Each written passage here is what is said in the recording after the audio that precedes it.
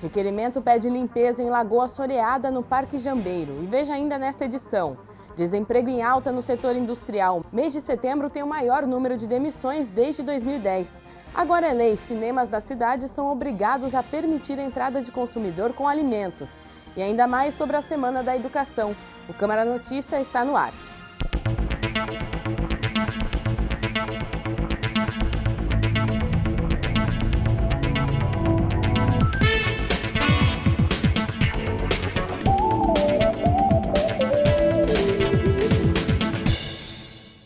Olá, a gente abre esta edição com uma notícia triste. Terça-feira morreu aos 72 anos Carlos Alberto Torres, capitão da Seleção Brasileira de 70. A Câmara Municipal de Campinas manifesta seu sentimento de pesar pela morte do tricampeão mundial de futebol, Carlos Alberto Torres. O eterno capitão do Tri morreu na última terça-feira, dia 25, em sua casa no Rio de Janeiro, vítima de um infarto fulminante. Ele tinha 72 anos. Como atleta, Carlos Alberto Torres conquistou a medalha de ouro nos Jogos Pan-Americanos de São Paulo em 1963. Foi a primeira da história da seleção brasileira na competição. Em 1970, foi o capitão da Seleção Brasileira de Futebol na campanha do tricampeonato mundial da Copa do Mundo do México. Foi o autor do gol que fechou a vitória de 4-1 contra a Itália na grande final. Coube a Carlos Alberto erguer a taça Gilles Rimet no Estádio Azteca, na cidade do México. Atualmente, trabalhava como comentarista da Sport TV. Sua última participação na emissora foi no último domingo durante o programa Troca de Passes. Além de comentarista, Carlos Alberto fazia parte do Comitê de Reformas da CBF. O grupo se reúne uma vez por semana para discutir reformas no Código de Ética, Estatuto, Licenciamento e Registro, Calendário e Futebol Feminino. Carlos Alberto Torres teve 3 casamentos e 2 filhos. O vereador Vinícius Gratti protocolou um requerimento que pede a limpeza de uma lagoa no Parque Jambeiro. A gente foi lá conferir como está a situação. A lagoa fica entre as ruas Edmundo Vosgrau e Eduardo Monquesevich. Por ali, erosões e assoreamentos tornam a situação complicada na época de chuvas. O José Cícero, que trabalha na região, acredita que podem ocorrer alagamentos. As caixinhas ali, a água está tão rasa aí que ali a água, quando sobe, está subindo ali. A água está chegando ali em cima ali já. Daqui no próximo chuvarada que der, ele não vai conseguir manter essa estrada aí sem água. Dona Antônia, que mora na região há 28 anos em frente ao local, reclama do abandono. Fica cheio de barro, cheio de água suja. Em alguns pontos, a lagoa está tão assoreada que as pessoas até se arriscam a atravessar, olha só, pelo meio dela. O documento de autoria do vereador Vinícius Gratti, aprovado durante a 66ª reunião ordinária, pede à Prefeitura que apresente se existem ou não projetos de desassoreamento e qual o prazo para as obras. O documento agora vai ser encaminhado para o Executivo. É preciso fazer alguns reparos, especialmente nos dias de chuva, né? A lagoa acaba ficando um pouco mais alagada, etc. Então, nesse sentido é que nós fizemos um requerimento de informações para a Prefeitura, para também sugerindo, né, uma maior manutenção ali no local. A CESP divulgou um balanço e no setor industrial o desemprego cresceu e atingiu o maior patamar para o mês de setembro desde 2010. E as tradicionais contratações de fim de ano podem ser prejudicadas, olha só. A confiança do empresário industrial paulista caiu para 51,7 pontos. Uma queda de 1,5 em relação ao mês de setembro. O cenário é de pessimismo. A produção caiu muito, né? Caiu proporcionalmente mais do que caiu, inclusive, em 2015. Então, sazonalmente é preocupante, porque justamente é o momento onde parte das pessoas esperavam que poderiam chegar empregadas no final do ano, né? Então, isso rebateu o número de demissões e fatalmente prolongará, vamos dizer assim, a questão da crise na região por mais um tempo. Só em setembro foram 900 demissões. É o pior nível desde 2010, quando no mesmo período tivemos 950 saídas. Neste ano, aproximadamente 3.150 postos de trabalho foram fechados. No acumulado de 12 meses, o número salta para 8.950 demissões. Nem a chegada do Natal animou o setor. Acho que se a gente for olhar na crise de 29, nem naquele momento a gente não prolongou tanto essa crise. Então esse ano provavelmente será um ano muito ruim e tem chance de ser pior do que foi o ano passado. Eu acredito que as vendas de final de ano serão piores do que a do ano passado. Crise, demissões, postos de trabalhos sendo fechados. O momento para a maioria dos brasileiros continua ruim. Digamos que seja um duelo entre a realidade e a expectativa. A economia atingiu não digo fundo do poço, a gente não sabe qual que é o fundo real do poço, mas a retomada é muito lenta, porque a economia parada, não havendo uma movimentação real da economia, a gente sabe que não tem contratação. Os consumidores de Campinas que quiserem agora entrar com alimentos nos cinemas têm este direito garantido por lei. Veja na reportagem de Ana Brasil.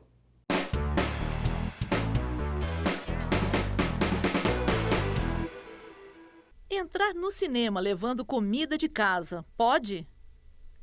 Agora pode.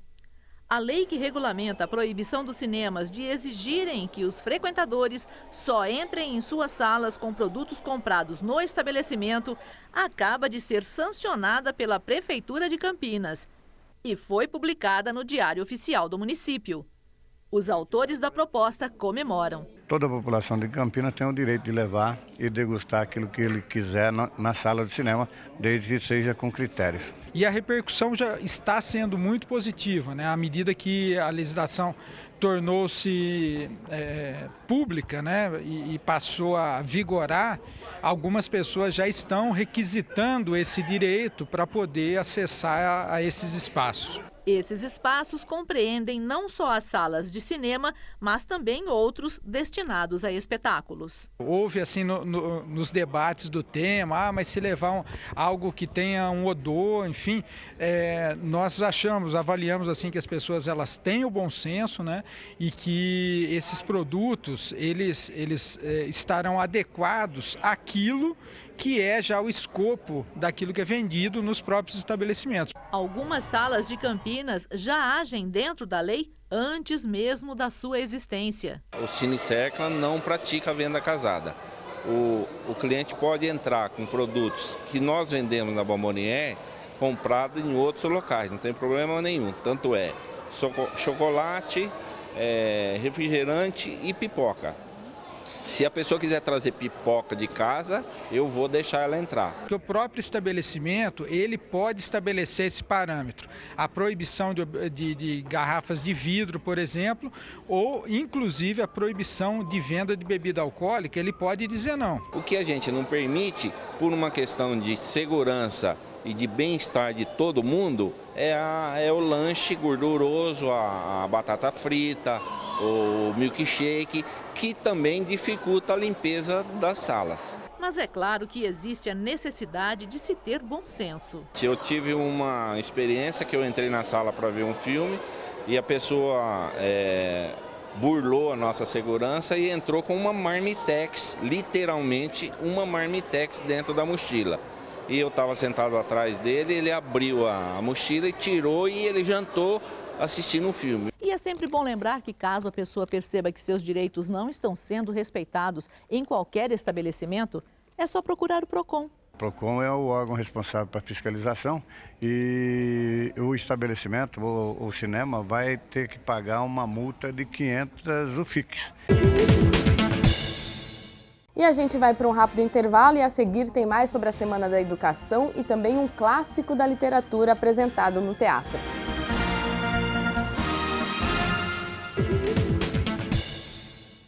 E agora a gente pede para você que está em casa prestar atenção na história da Serena. Ela é um bebê de 8 meses que nunca saiu do hospital.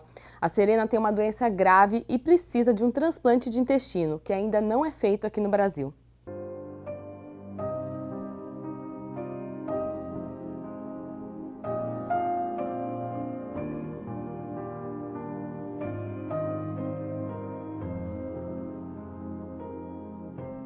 A pequena Serena nasceu em fevereiro de 2016.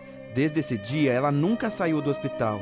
A mãe contou que foi logo no primeiro dia de nascida que descobriram que ela tinha um problema. Primeiro dia tranquilo também, comigo, só que ela não mamava. Ela começou a nausear e apresentar alguns vômitos. Foi quando a gente chamou a equipe médica e eles observaram, acharam que era uma coisa ou outra, mas ficaram observando. Após uma série de exames, veio o resultado de uma má formação no intestino. Uma atresia, que é uma separação, é como se uma célula não tivesse sido formada entre uma parte e outra no intestino, com a ligação, na verdade, né? Com 3 dias de vida, Serena foi para o centro cirúrgico. Ela não reagiu bem à operação e precisou de uma nova cirurgia, em que perdeu 60 centímetros de intestino. Mais complicações vieram e novas operações, totalizando 8 até o momento. Hoje ela desenvolveu a síndrome do intestino ultracurto e tem apenas 5 centímetros do órgão. É incompatível com a vida, assim, na verdade. Se a gente parar para pensar que toda a absorção está ali, infelizmente, ela não consegue absorver nada. Na alimentação, nada. Ela pode comer, mas vai passar reto. Seria mais ou menos isso. Isso se não retornar. Serena agora precisa de um transplante de intestino. E é nesse ponto que começam os desafios. O nosso desespero, na verdade, com relação ao último diagnóstico dela pós-cirúrgico foi de saber que no Brasil não faz. No Brasil não tem sucesso no transplante de intestino. Na verdade, não faz mesmo. E a nossa preocupação foi essa. E agora? O que a gente vai fazer? Como a gente vai levar a nossa filha para Miami, que é onde tem uma taxa de sucesso? Quanto vale um transplante de intestino?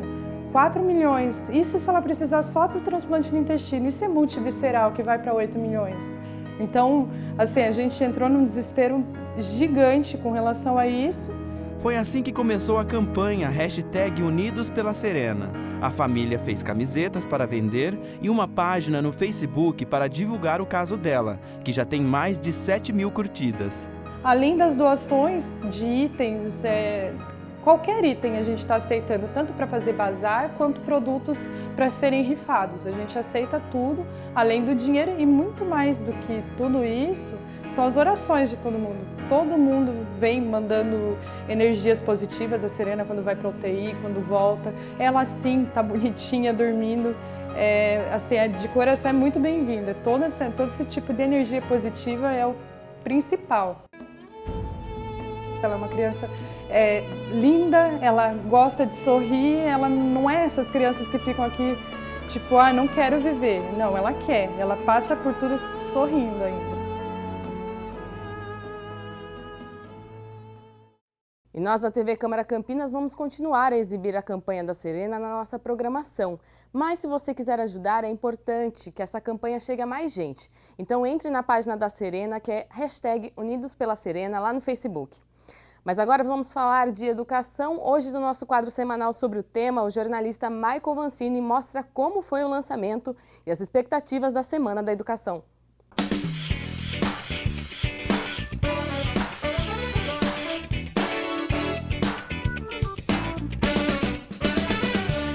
A Semana da Educação é realizada pela FEAC e ela está dentro do compromisso Campinas pela Educação, que tem como objetivo evidenciar o tema. O lançamento aconteceu no Teatro do Iguatemi Campinas na última segunda-feira e contou com a presença do filósofo Luiz Felipe Pondé e do jornalista Antônio Góes, que é especializado no assunto. E o teatro ficou lotado para acompanhar o debate. Pondé falou sobre a importância de realizar uma semana para debater a educação. Em Campinas, o evento já está na 7ª edição. E uma semana como essa é uma semana em que você pode, como dizia Shakespeare, quando você fala algumas palavras para um coração que está angustiado, impede que ele morra de medo. Durante o encontro, Pondé falou sobre os dilemas da educação no contemporâneo. Às vezes se inventa muita moda em educação, às vezes se quer que o professor ensine muita coisa e isso às vezes até atrapalha a aula. Eu acho que, de repente, se o professor pudesse dar aula de geografia e história, seria mais fácil do que a ideia de que o professor tem que formar um grande cidadão, ou essas coisas que eu acho muito abstrata. E eu vou defender uma ideia que eu já uso há muito tempo em sala de aula, que eu acho que é importante, que é o uso dos clássicos para a formação, tanto na escola quanto na universidade, que eu acho que continua sendo melhor do que as modinhas. O jornalista Antônio Góes, que há mais de 20 anos cobre o setor de educação, falou sobre a importância do debate da educação nos dias de hoje e como esse debate deve acontecer. Educação é um assunto importante demais para ser debatido à luz de paixões. É claro que paixões fazem parte das discussões, mas eu acho que a gente precisa ter um sincero objetivo de buscar evidências sem achar que elas dizem tudo, mas eu acho que tem que ter um sincero objetivo comum entre todos de buscar os melhores caminhos para fazerem as crianças aprenderem, principalmente aquelas mais pobres, as que mais precisam. O superintendente executivo da FEAC falou sobre as parcerias e a gerente de educação também da FEAC comentou sobre os objetivos dos encontros. As expectativas são boas, porque esse ano nós conseguimos reunir inúmeros parceiros, nós teremos cerca de 30 eventos durante a semana, de uma forma descentralizada, sendo a FEAC o núcleo central e, como eu disse, várias outras instituições também realizando atividades em prol da melhoria da qualidade de ensino na nossa cidade. Em especial essa semana a temática é o Plano Municipal de Educação, então ela está inspirando todos os eventos. A ideia é que as pessoas possam falar de uma temática relacionada ao plano e falar das suas expectativas. E esse material, em algum momento, esse grupo de instituições parceiras, nós vamos nos organizar para poder estar enviando à Câmara de Vereadores, né, ao Executivo, para que eles possam tomar conhecimento dos anseios da sociedade. O vereador Thiago Ferrari representou a Câmara no evento. Essa semana tem importância fundamental porque ela faz com que a gente faça uma reflexão da importância da educação. O que é a educação na nossa cidade, o que a gente quer para a educação na nossa cidade, despertar nas pessoas a responsabilidade que elas têm com relação à educação, valorizar os profissionais da educação, porque a gente tem um fato que é inegável, a gente só transforma a vida de uma pessoa, a vida das pessoas, a vida de um país, de uma nação, com a educação.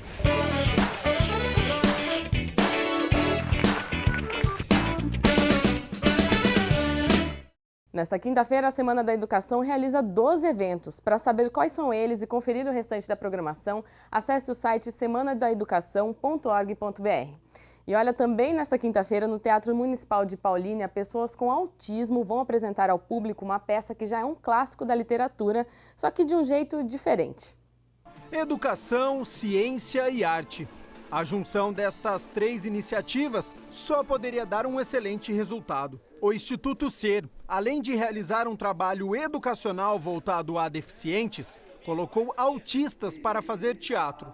A peça, Dom Quixote. A cada dia, a cada ensaio, a cada momento, eles ganham para si e repassa para a gente. É incrível isso. Isso não está em nenhum livro, isso não está em nenhuma escola de teatro. Tá? Na realidade, o ganho vem para nós. O espetáculo conta com 150 atores. 60 deles são autistas entre 5 e 45 anos. A peça traz diálogos, dança, música, uma série de atividades que serve também como tratamento. O autismo compromete a comunicação e a interação social. Mas é aí que a arte entra. Além da atuação nos palcos, eles ajudaram também no cenário. Eles que pintaram estas madeiras e estes painéis. A ciência, a arte junte principalmente o prazer e o desejo de transformar o outro como um sujeito, como uma pessoa responsável por si mesma. A obra de Cervantes, Dom Quixote, ela é baseada no Dom Quixote, lógico, da La Mancha, o Sancho e a Dulcinea, e alguns personagens secundários. Esse ano todos queriam ser Quixotes, todos queriam ser Sanchos. Então eu fiz exatamente isso. Então nós pegamos o personagem e dividimos para todos. E eles escolheram, eu quero ser Quixote, eu quero ser Sancho. A peça acontece nesta quinta-feira, 8 horas da noite, no Teatro Municipal de Paulínia. Os ingressos custam R$ 60,00 e R$ 30,00 a meia entrada. O público pode acompanhar este trabalho e também conhecer personagens históricos. Você aí de casa, conhece o Dom Quixote de La Mancha?